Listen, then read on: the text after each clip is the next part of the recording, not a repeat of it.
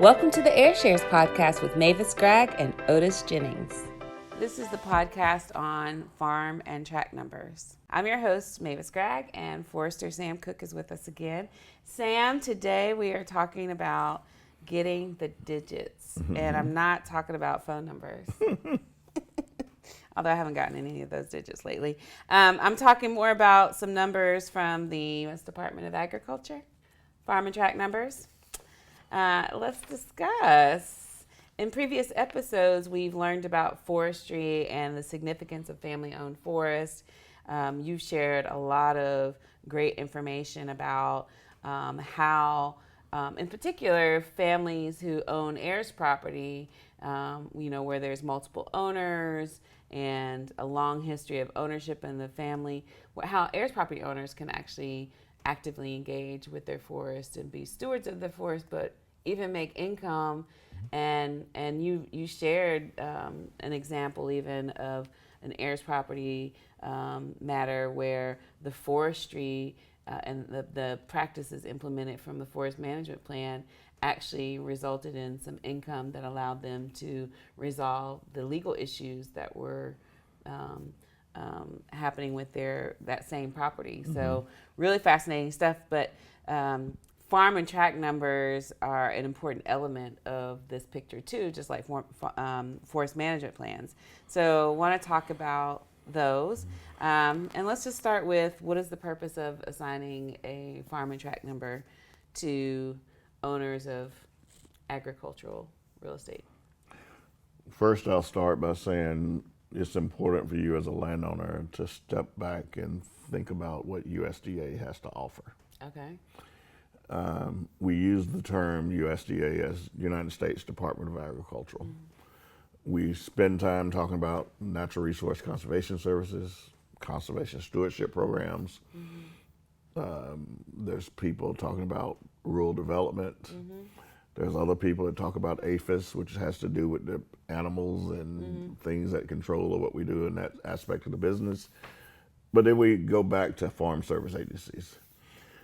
Every county has one, mm-hmm. They probably reside in the same group, in the same office with NRCS. Mm-hmm. So if you are a landowner, no matter whether you own a lot or 1,000 acres, get to know who's in those offices, mm-hmm. because they benefit you. Mm-hmm.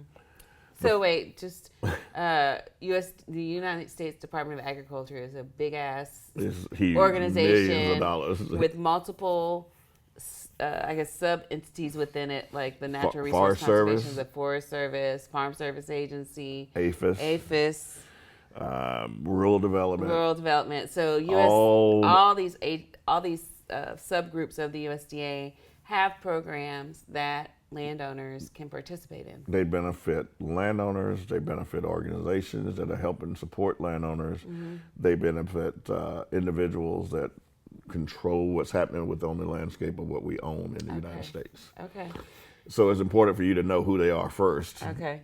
And when you think about a farm and tract number, mm-hmm. it's tied to you as an individual or group entity landowner model. Okay. So it's a number, it's called a farm and tract number, but the individual obtains the number. The individual or your entity controls the number. Okay. So if I'm a landowner and it's just Sam, Sam has 100 acres, I get a farm and tract number. Okay. Let's say you and I own land together. Yes. In that same 100 acres.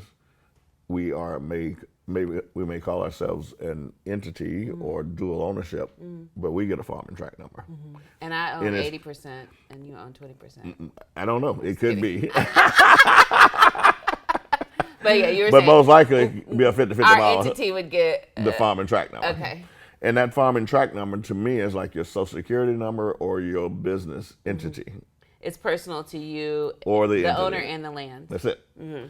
And so that number follows me through USDA. I see. So one of the first questions I always describe to people on the NRCS application, do you have a farm and tract number? Mm-hmm. If you don't have it, the application can't move into NRCS. Mm-hmm. So we bring you back to a farm service agency in a way that says, here are the things that's necessary for you to achieve the farm and tract number. The most important part of it is the ownership. Proof of ownership. Proof of ownership. Yeah. Prior to the last farm bill, proof of ownership for heirs property owners was difficult. So they could not achieve a farm and tract number. Okay.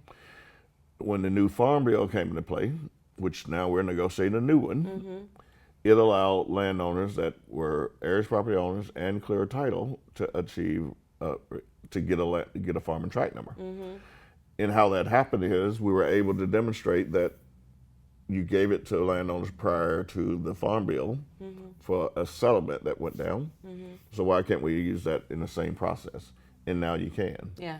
So a landowner who has heirs property qualifies to get a farm and tract number. It is your number that identifies a way for the government to pay you through USDA for all the financial assistance programs that NRCS offers and FSA. Okay. All right. So if you own land and you want to participate in a USDA program, having a farm and tract number is important. It's the most important thing. And in the context of forestry and conservation, this is something that you get alongside having a forest management plan, because the practices that you are doing in the forest management plan will be supported by resources from the USDA. Yeah, but I don't want to cloud up the two elements. Okay. The farm and tract number is a tool that's used in USDA. You can have a forest management plan and not even do business with USDA. Okay. It's not required. Okay. It's not required. Very helpful. You can get an FMP and not go through USDA. I see. If you want an FMP and you can't afford one, USDA is a pathway. Oh, okay. So we're just talking about multiple things that any family forest owner should consider. The forest management plan, getting resources from USDA. If you're going to do that, you need to work with, you need to get a farm and tract number from the Farm Service Agency. For a forest management plan, you can start with your state forestry organization or hire someone. As a way of finding someone, but you need a forester to help you with the forest management plan. It's very important to have one. Yes. And one of my ways of approaching that, I use USDA as a toolkit model. I see. When I go to a landowner, I'm not looking at the landowner to say, I deal with USDA. I'm only looking at the landowner to say, you own the land, and what can I do to help you? Okay. If the landowner says, I need an FMP, but I don't have any money, I offer up USDA as a pathway. I love it. If a landowner says, I'm in a hurry and I want my FMP today, and I have money to pay for it, I offer up the service. I see. If I do that side and I achieve the FMP with that landowner and we carry out some of the practices for that landowner, and now I'm talking to the landowner about still using USDA because here are some practices that they can provide potential financial assistance to help you with. Okay. Not everyone is going to qualify or get help. So I use the other hat to say, if you make this income, always set aside this amount of money in order to get more stuff done on the ground. Cool strategy. I want a forest. I mean, I've said that for a few years now, but I want a forest. And when I get one, I want you to be my forester and my business manager. Okay, thank you. Yeah, my forestry business manager. All right, so one more thing that I want to put a highlight on. When you go to the Farm Service Agency to obtain a farm and tract number, it's important to know what the application requires, including the proof of ownership. And if you have heirs property, the requirements for proof of ownership are specific to heirs property owners, and so it's important to know what those are and be prepared. Most likely, in how we left it, when most of my working across the South has been who pays the taxes. But also you can take that LLC model, because it shows that multiple owners own it and you have control and someone is responsible.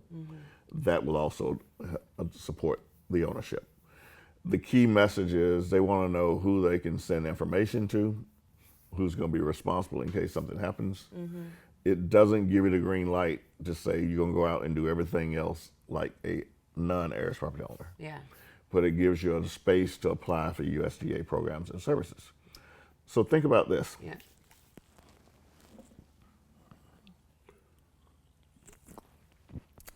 FSA and RCS, they both provide financial assistance or payments to landowners. And FSA controls the farm and tract. But there has this thing called Conservation Reserve Program that FSA manages, and NRCS helps to control it and carry out the conservation. A landowner that's heirs property owner can't qualify for CRP because it's a payment up to 10 years, and they don't have a legal entity that says, who am I paying? But a landowner who qualifies for EQIP, which is Environmental Quality Incentive Program, or CSP, Conservation Stewardship Program, they qualify for that EQIP and CSP model. So they can apply for those. And the reason behind that, the dollars are going to support the land and not the individual. Wow. Okay. It really does make sense to work with the pros like yourself. Yeah. Yeah.